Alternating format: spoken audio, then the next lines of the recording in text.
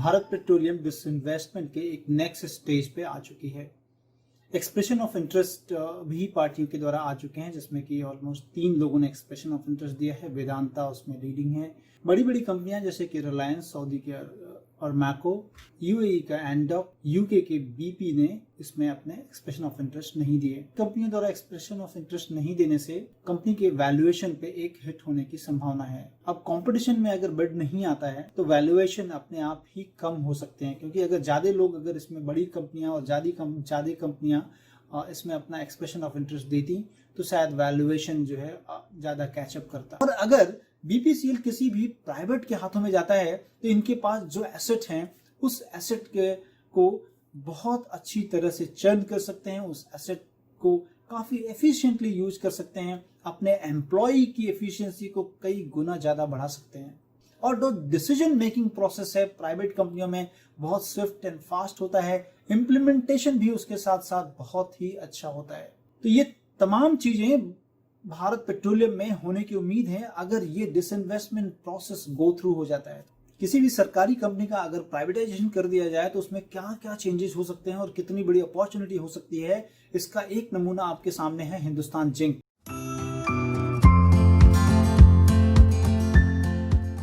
तो 2002 में government of India ने हिंदुस्तान जिंक का विनिवेश किया था, मतलब डिसइन्वेस्टमेंट, अपने स्ट्रैटेजिक डिसइन्वेस्टमेंट किया था, जिसमें अपनी कंट्रोलिंग स्टेक कंपनी का बेचा था।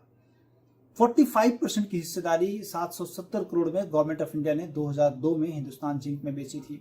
कंपनी के फंडामेंटल को अगर उस साल देखें तो कंपनी ने 1470 करोड़ रुपया का रेवेन्यू जनरेट किया था, 153 करोड़ का एबिटा था और 68 करोड़ का पैट पोस्ट किया था कंपनी ने। 2020 आते आते विनिवेश के बाद कंपनी में जो क्वांटम लीप हुआ है उसमें जो देखा जाए तो रेवेन्यू में जो कि 1470 करोड़ का रेवेन्यू था वो बढ़कर 18,000 करोड़ का रेवेन्यू हो जाता है। एबिटा जो कि 153 करोड़ का था वो बढ़कर 2020 आते आते 8,780 करोड़ हो जाता है। नेट प्रॉफिट जो कि 68 करोड़ रुपया था 2002 में, 2020 आते आते कंपनी के ट्रेलिंग 12 मंथ की हम बात कर रहे हैं, ये सारे फिगर आपको ट्रेलिंग 12 मंथ्स में हैं, 6,200 करोड़ रुपया का कंपनी ने पैट पोस्ट किया है ट्रेलिंग 12 मंथ पे 2020 में। आप समझ सकते हैं कि इतना बड़ा क्वांटम लीप अगर किसी कंपनी के फाइनेंशियल में होगा तो मार्केट उसको क्या वैल्यू दे सकता है। 2002 में कंपनी का जो वैल्यूएशन जो कर रहा था मार्केट, उस समय 2002 में 1584 करोड़ का मार्केट कैप हिंदुस्तान जिंक का था। 2020 आते आते कंपनी का 1 लाख करोड़ के करीब का मार्केट कैप हो गया। तो ये जो क्वांटम लीप है उसके 3 मुख्य रीजन जो मुझे समझ में आते हैं वो हैं कि कंपनी का प्राइवेटाइजेशन हुआ, उसके बाद कंपनी के रिसोर्सेज को बहुत अच्छी तरह यूटिलाइज किया कंपनी ने। दूसरा, कंपनी में जो डिसीजन मेकिंग प्रोसेस होता है वो काफी गवर्नमेंट की कंपनियों में काफी स्लो रहता है।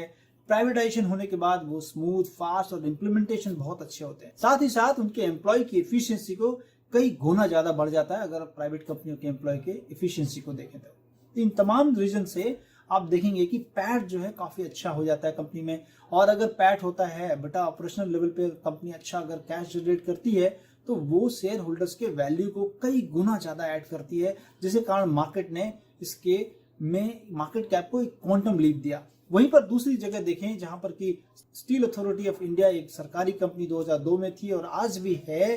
कंपनी का रेवेन्यू 2002 में 16,000 करोड़ के करीब था, बढ़ के 58,000 करोड़ 2020 में हुआ।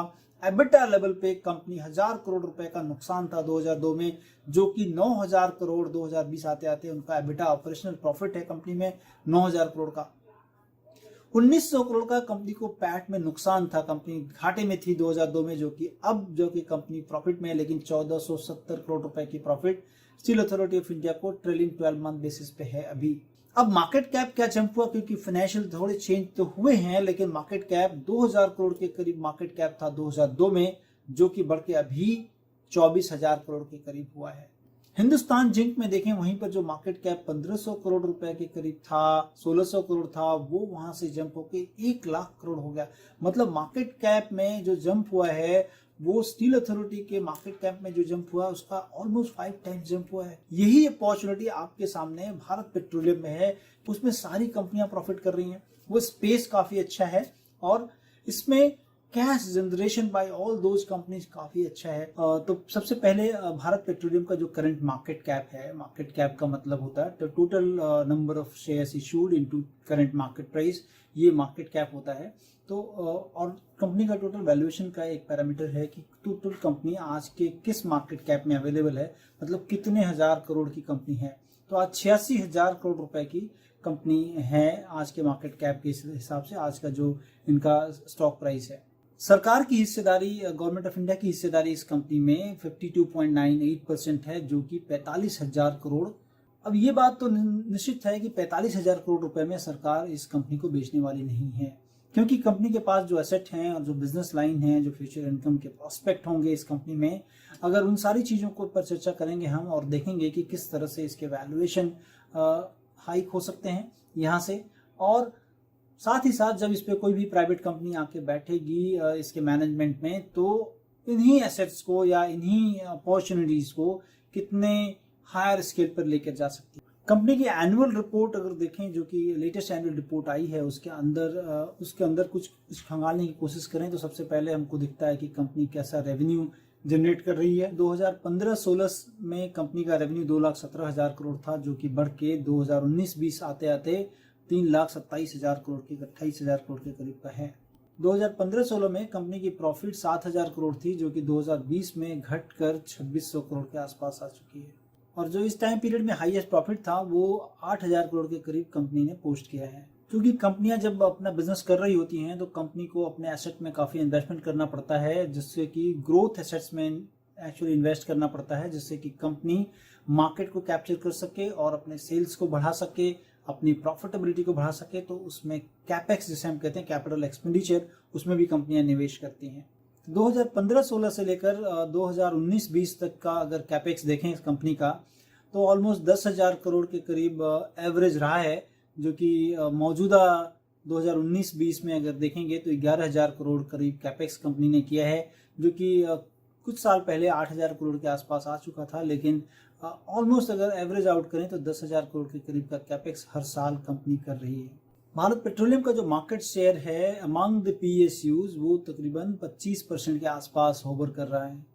अब कंपनी कितना फंड एम्प्लॉय करती है और उसके बाद क्या प्रॉफिट अपने शेयर होल्डर्स को जनरेट करके देती है, तो उसका एक आंकलन है आपके सामने। और आप देखिए कि 2015-16 में 47,000 करोड़ रुपया एसेट में इन्वेस्ट किया था, जो कि बढ़कर 2020 आते 83,000 करोड़ रुपया हो चुका है। और जो इस पिक्चर में सबसे बड़ी ध्यान देने की बात है कि जो कंपनी का नेटवर्थ अगर देखें ऑलमोस्ट स्टैग्नेट करते हुए इन सारे पीरियड्स में आपको दिखेगा, जो कि लंबे अवधि के लिए थोड़ा नेगेटिव होता है। वहीं पर कंपनी की बोरोइंग को अगर देखें तो वो 15,000 करोड़ के करीब 2015-16 में था, जो कि बढ़ के बोरोइंग 41,000 करोड़ रुपए फाइनेंशियल ईयर 19-20 में हो चुकी है। मतलब रिसेंट टाइम में कंपनी की बोरोइंग काफी बढ़ चुकी है।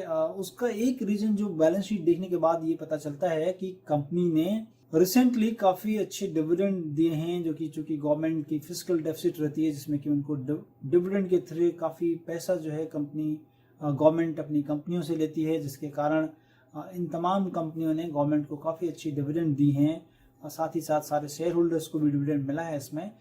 तो मुझे लगता है कि कंपनी ने बोरोइंग बढ़ाई है अपनी, डिविडेंड के रूप में जो पैसा कमाया है वो डिविडेंड के रूप में अपने शेयर होल्डर्स के बीच वितरित कर दिया है। कंपनी के मार्केट नेटवर्क के बारे में कुछ बात कर लें, और रिटेल आउटलेट 16,234 आउटलेट है, जो कि लास्ट ईयर 14,802 था, उसमें बढ़ोतरी हमने देखी है 1,447।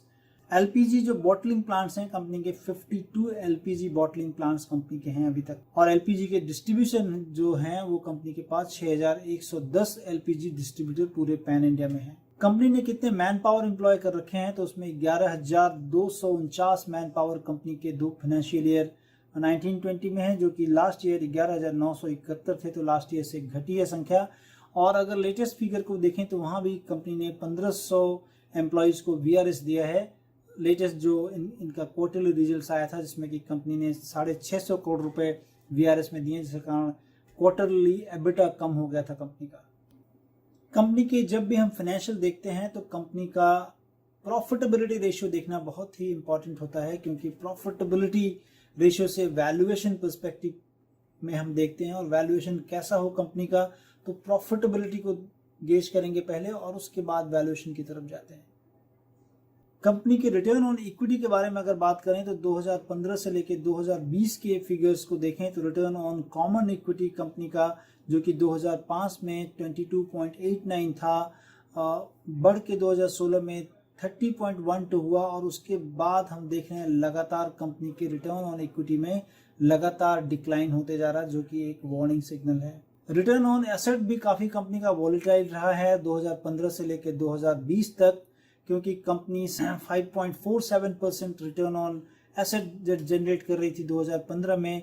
उसके बाद के 2 साल काफ़ी अच्छे थे कंपनी के, जिसमें कि 8.75, 8.92 कंपनी ने पोस्ट किया और उसके बाद फिर से हम लगातार तीसरी साल ये है जबकि हम रिटर्न ऑन एसेट कंपनी का डिक्लाइन होते हुए देख रहे हैं, जो कि इफिशियंसी कंपनी यहाँ पर लूज करती हुई दिख रही है। अब रिटर्न ऑन कैपिटल की बात करते हैं तो रिटर्न ऑन कैपिटल में कंपनी ने 10.57 2015 में और फिर 2016 में रिटर्न थोड़ा बढ़ा 16.67 और उसके बाद से लगातार चौथी साल है जब रिटर्न ऑन कैपिटल 16.43 2017 में जो नंबर था वहां से खिसकते हुए हम 5.4 पे आ चुके हैं, जो कि काफ़ी वार्निंग है। लेकिन इस हाफ ईयरली में अगर देखें तो रिटर्न ऑन कैपिटल एम्प्लॉयड बढ़ चुका है ऑलरेडी।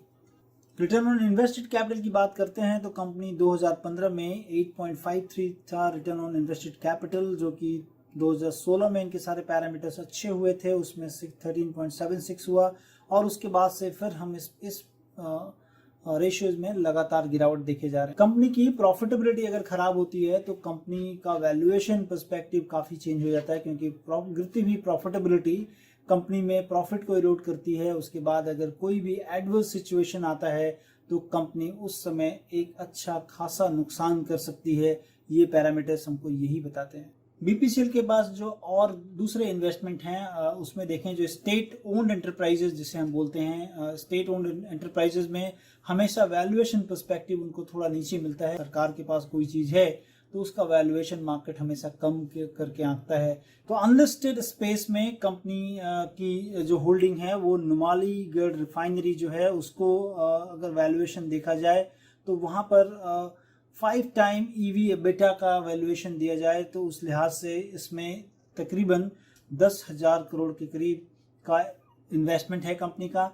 और BORL बोल के कंपनी का इन्वेस्टमेंट वहाँ पर 3,700 करोड़ के करीब का आ रहा है। भारत पेट्रोलियम रिसोर्सेज जो है अपस्ट्रीम जो इनका इन्वेस्टमेंट है जो कि कई देशों में है, वहाँ पर भी तकरीबन 10,000 करोड़ के करीब का इन्वेस्टमेंट है। और अदर अनलिस्टेड स्पेस में तकरीबन 2,200 करोड़ का इनका इन्वेस्टमेंट है।